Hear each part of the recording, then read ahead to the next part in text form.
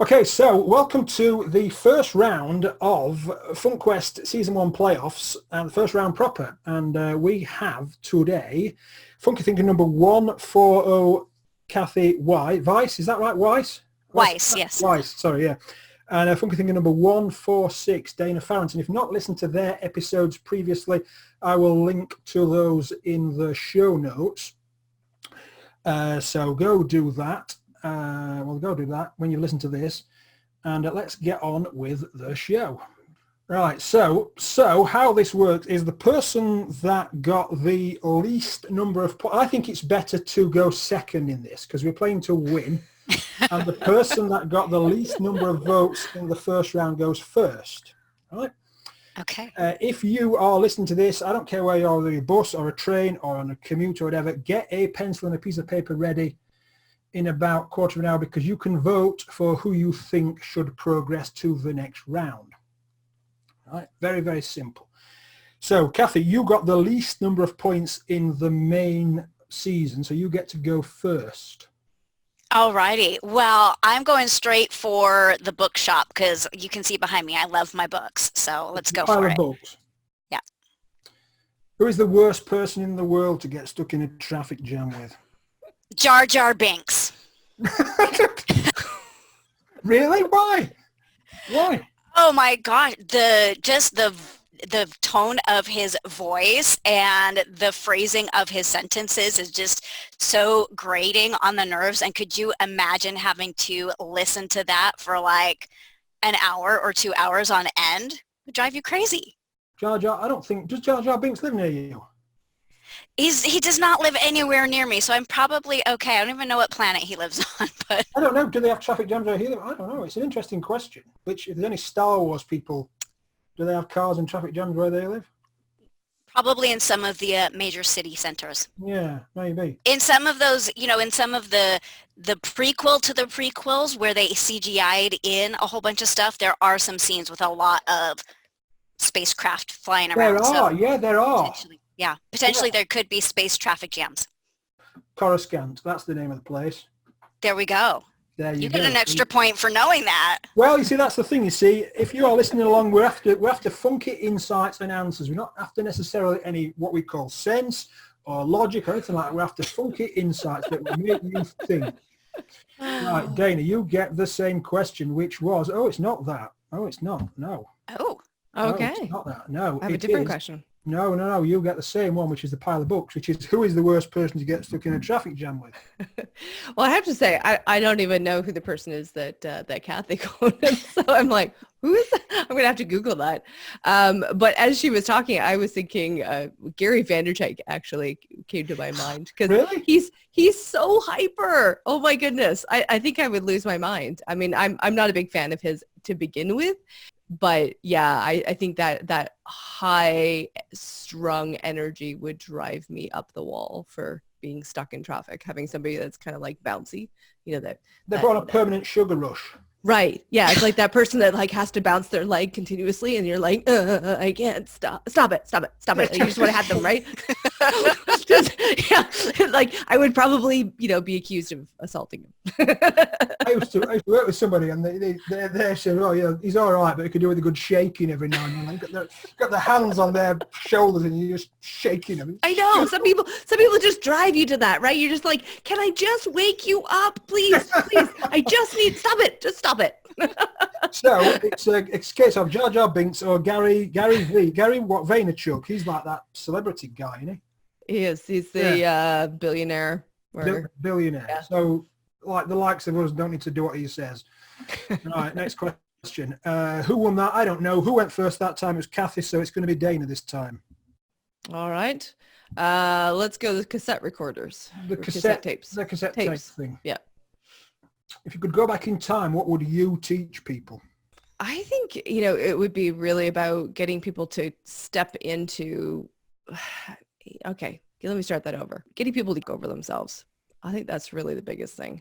If people take things way too seriously, they're always caught up in, am I right? How can I make the other person wrong? And if you stop taking things so seriously, then you would actually enjoy everything that life brings you, There's a very famous quote that says something like, it's remarkable what you can achieve if nobody takes the credit, or nobody's bothered about who takes the credit. It's so true, because we get really caught up on trying to be right, and then that prevents us from actually coming to that creative solution and finding something really funky, as you would call it, and exploring different options, because we're caught up in trying to have the credit and be seen as something better than what we really are. We live in glossy brochure world where we have to do things. How will this look on a glossy brochure on a website? Yes. Cathy, what was the question? It was the cassette tape. So same question for you. If you could go back in time, and it could be anywhere in time, it could be 100 years or whatever, what would you teach people? I would teach people to listen to their heart and follow their own joyous path and stop listening to other people's opinion of it. One of my biggest pet peeves is when I hear the sentence or the phrase, you can't make money doing blah. Yeah. You can't make money as a musician. You can't make money as an artist. You can't make money. You don't want to be a stay-at-home mom. You want to go have a career. Oh my gosh. Listen to your heart. If there's something in your heart calling to you, you're meant to do it and explore it and enjoy it. And kind of the same idea is like, screw other people and what their opinion is. Your life will be much more fulfilling and satisfying if you boldly pursue what is arising within you. I did a rants and right angles talking head video a while since about the word should. Mm-hmm. You should do this and you should do that. So I'll put that in the show notes if anybody's curious about that. Yeah. So next question. We're back to Cathy, I think, to go next. How about the train? The steam train. Yeah. Do you carefully plan or go with the flow? Oh, I like to be a planner. I feel a little bit safer when there's some structure and some checklists, but I have learned over time that going with the flow can be ultimately delightful and surprising because you don't know where things are leading you. So I'm a little bit of both, but I would call myself a planner who has eased into flow over time. I think I'm like that. My biggest problem is I can't get rid of pads of paper and stuff with writing. Oh, and stuff. I've got all my sticky notes with my checklists. And yeah, I like the feeling of accomplishment, and I also understand there are times to let that go and see what opportunities arise when you step back from that a little bit. Yeah, it's nice when I throw all the stuff in the bin. I think I've done all Sometimes, yeah. I used to always every year vision boards up on my wall, and about the middle of the year last year, I took everything down. I was like, forget it, it's in the trash. I'm over it. I just want to see where things are taking me. But yeah, that's interesting. You ditched all the vision board. Interesting. Nobody's ever said that. Did totally. Yeah. It didn't like around New Year's. I usually create a new one, and this year I was like, it's not happening. Good. Yeah. So Dana needs the train, and you need a few extra seconds as well. So you carefully plan or go with the flow if you want extra seconds. Well, we'll see how it goes. I am definitely a go with the flow. That is my primary. I'm the person that's like, I get in the car and we'll just head out there, and then it's like, where are we going? I don't know where we're going. We'll, I'm unprepared for the most part. So I would say that I'm the opposite of Cathy in that I've been learning to step into my planning, learning to start to, create some lists and create some structure so that I have more freedom, because I love to just, pick it up and just go with whatever, follow. I've always been following my intuition and this idea of just being able to, make it up on the go, make it up on the fly. Let's change it halfway through. Of course, that it's like some ways it's counterproductive to some businesses because my team they get crazy about this because I'm like, oh, let's try a new system. Let's change it all. Let's change it all. Let's change it all again. Change it all again. Well, see that what happens with them is you get stuck in stuff. You get stuck in doing stuff, and that's a big time sucker. Yeah, right? Yeah. And I'd say I've never been one for the vision boards, but for a whole different reason, which would probably go off on another topic. But a good question actually. Are you a vision boarder or not? I'll have that thing. Yeah, you can add that in. So if you're listening, you're going to be on season 2. Heads up, there's a question. Question coming right. So who is it next? Is it Dana next? Question 4. The bridge. What is the most ridiculous thing that you've bought? Oh my goodness. Like just one? We've got a couple of hours. Right. Yeah. I did just say I'm really a good one for going for the flow. So ridiculous. Yeah. The one that comes to my mind is actually, it's like, this is going back about 20 years. I got sucked into one of these telemarketers calling me for business, and I, was like, oh, if you've won this prize, and you just need to buy this thing. And so I actually bought $700 worth of Bic pens with my logo on them. All right. And that was probably like the most embarrassing, ridiculous purchase, because I could have gone to the store and bought them for $20 or gone to a regular logo place and got them for like $200.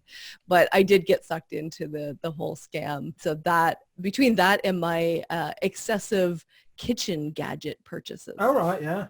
Kitchen gadget purchases, that's got it covered. I was going to say something about all that stuff, pens and pencils and all that stuff. It's just hype over anything else, isn't it? Yeah. And once trinkets and trash. It's really yeah. Have you got enough? Can you still send us all one, or can we all get one in the post? I think I've got about 4 of them left, actually. So if you want a pen with Dana's thing on from about 20 years ago, what was that? The bridge, right? Kathy, what's the most ridiculous thing that you've bought? I'm kind of impressed with the pens right now. I'm impressed with the pens. I don't know that I'm like really trying to scramble my brain. I think this is like the planner part of me that kind of thinks through my purchases too much. So I'm like, gosh, what did I buy that's ridiculous? I feel like recently it was a $200 lightsaber. So maybe I'm a Star Wars nerd, because I had another answer that had to do with Star Wars. Bought a $200 lightsaber, and I'm also set up to buy 2 more $200 lightsabers coming up at the end of this month. So there you go. This is a bit of plastic. Well, I mean, when we have them over here, kids have lightsabers. It's like a bit of plastic. Well, it's like a plastic sword. That's it. Yeah, this one's a little bit extra fancier than that. You actually build and assemble it yourself. And so the hilt is actually metal, and it's kind of heavy. It has like some heft to it. And then the part that you would call the lightsaber part, it lights up in this really cool way. It makes the sound effects. See, now I'm going to get nerdy on you, because it makes like the sound effect. No, the question needs to be written today. What ridiculous things you still buy? Should be exactly. Apparently, yeah. That should be the question. Anyway, I could go on about my lightsaber, but I'll stop. By the way, Dana, Jar Jar Binks is a Star Wars character. Okay. Yeah. Is that big Jar? Is like the big? No, you're probably thinking Jabba the Hutt. Jar Jar is kind of like, I don't even know how to describe him. He's got these like long floppy ears, and he just talks in his. Google him. Go Google him. Yeah, if you think that each Star Wars is there to sell lunchboxes to kids and loads of other stuff, it's that character what's there to sell lunchboxes to kids. Right? Whose turn is it to go next? Do we know? Kathy. Okay, think whatever these little jars are of this homemade goodies. Yeah, whatever that is. Fruit jam and stuff like that. Pickles. There we go. What outdoor activity haven't you tried but would like to? Skydiving. Really? Yeah, it kind of terrifies me, and I think if I were to try it, I would do the kind where you go with the like you're strapped to the instructor, so that you don't do it on your own. But it has a really high safety record, and that seems more appealing to me than bungee jumping. So that always strikes me as a bit dangerous. That. Yeah, especially because they always show the videos where like the bungee cord snaps and the person like it's YouTube videos, right? Like eats crap into the water. But I think from what I hear from people that skydiving is actually really exhilarating and a high sense of just freedom and beauty and wonder and awe. And, I'd go for that. We've got near us a small private airfield, and they have gliders go from there. So you're in this glider which has got no engine. And you get towed up, and they release the cable, and you just glide around, and then you land. And somebody said, "What's that like?" Somebody said, "Silent." Yeah, I've heard that about that. You could possibly imagine. Just no engine, no noise, no nothing. Silent. Dana, can you beat skydiving? I don't think so. I think that's actually, as I was listening, I'm like, oh, that's a better answer than mine that I had in mind. So I was thinking of rock climbing. It's something that has always appealed to me. And it's so funny because it's like in complete conflict with, where I like to keep my nails really good. And I have this aversion to being injured. So, but there's this strange appeal to going out there and, climbing with safety. I'm Yeah, a big yeah, yeah, like you, yeah. Kathy. It's like, yeah, let's go for safety. Yeah. Rock climbing, is that? Yeah. That's in the Olympics next time, isn't it? I think. Is it? Yeah, I think so, yeah. Really? How do they No make that an idea. Olympic sport? I think they do it for speed. Yeah, Oh, okay. yeah, yeah, yeah. I mean, what's an easier sell, right? Greco-Roman wrestling, right? Or a girl in a bikini with an advert on her backside, rock climbing, right? Which would you want to sponsor? I mean, True.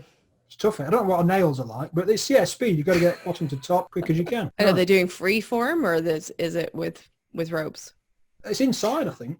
Oh, okay. The one that I've seen, they do outside. They do it with harnesses and ropes, absolutely. But yeah, it's about like who can take the fastest, shortest route up to the top of. I think it's artificial. I'm pretty sure it's artificial. With like holes drilled in and nails and all sorts of bits of wood hanging out and that. Oh, interesting. Fun. Let's check it out. Yeah, check it out. Olympic. Right, next question. Oh, that's it. Excellent. Done. Right, so we're done. So who won? I don't know. You've got to decide. If you think that Cathy gave you the funkiest insights going, you've got to send one blank email to Cathy@funkythinkers.com. And if you think Dana gave you the funkiest insights, you've got to send an email to Dana@funkythinkers.com. And we won't add your email to any list or anything dorky like that. You will get an acknowledgement and that's it. And the person with the most votes goes through to next round. And to play, I don't know who you're going to play, but we'll sort that out later on, but that's it. Cathy, how can we contact you and find out more about you? You can visit my website, which is Cathy-Weiss.com.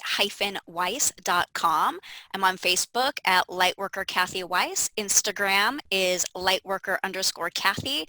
And on YouTube, I'm Cathy Weiss, the Joy Healer. Good stuff, thank you. And Dana, how can we contact you? So I'm going to make it really easy. If you put my name, Dana Pharant, which is Pharant, into any Google, any social media, that's where you'll find me. Fantastic. If this was regular season, you get an extra point for that. We discussed this before, didn't you? You're the only Dana Pharant in the world. I am. I know. So lucky. Sweet. Yeah, right? having a super common name is a little bit more challenging. So yeah, high five to you for the unusual name. Good stuff. Right, so listen, thank you so much for being on the show, and we'll be back shortly with the next playoff match. So Dana, thank you so much. Cathy, thank you so much. Thank you. Thank you. My pleasure. Good stuff, and we'll speak soon. Hi, thanks so much for making it to the end of this episode. If you've enjoyed it, please share it with your friends. I have a few people you might want to share it with. Your partner, your parents, your grandma and granddad, your neighbours, your hairdresser, your tea lady, your gym instructor, your swimming coach, postman, the bin man, your cat, your dog, Father Christmas, Mr. Trump, Mr. Putin, Cristiano Ronaldo.